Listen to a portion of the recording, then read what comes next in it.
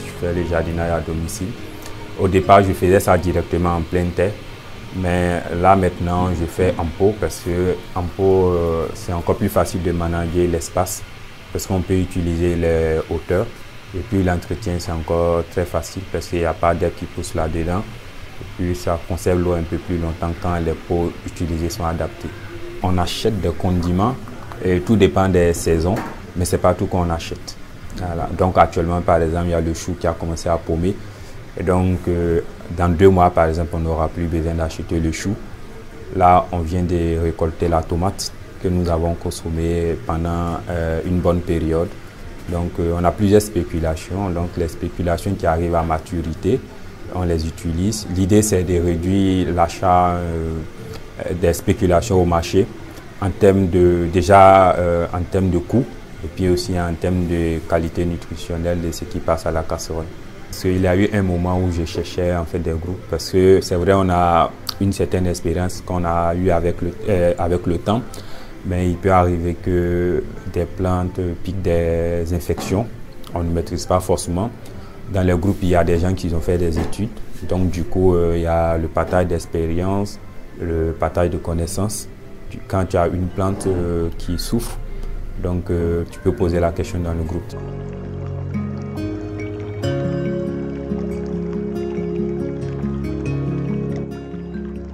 Nous avons essayé de promouvoir d'abord l'écologie, mais promouvoir également des astuces et conseils pour pouvoir tenir un potager chez soi à la maison.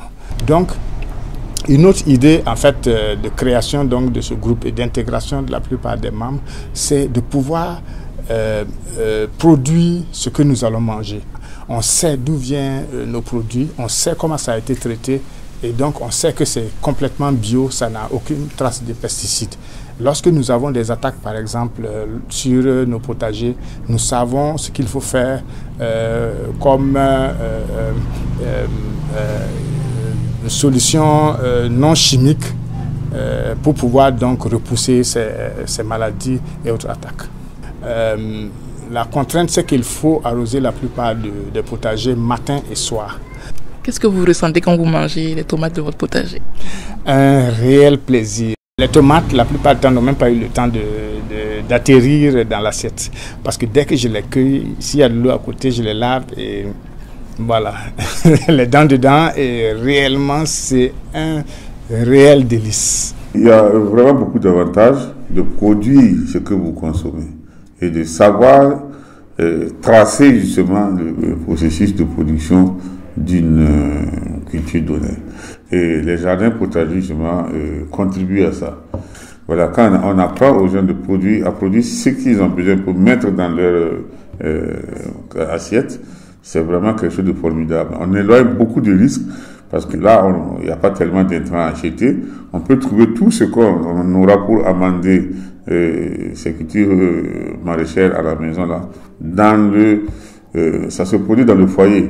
Vous voyez, par exemple, les restes de cuisine, etc., on peut les composter et puis mettre justement cela comme engrais. Il y a des techniques de production qui sont là. On peut faire ce qu'on appelle les jardins en trous de serrure et sur lesquels on peut faire plusieurs productions.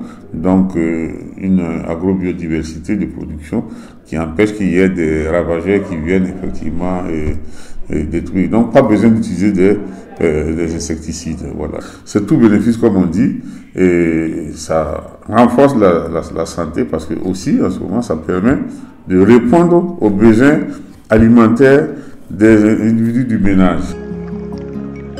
Pour se lancer, d'abord, il faut simplement connaître ce que vous voulez faire pousser.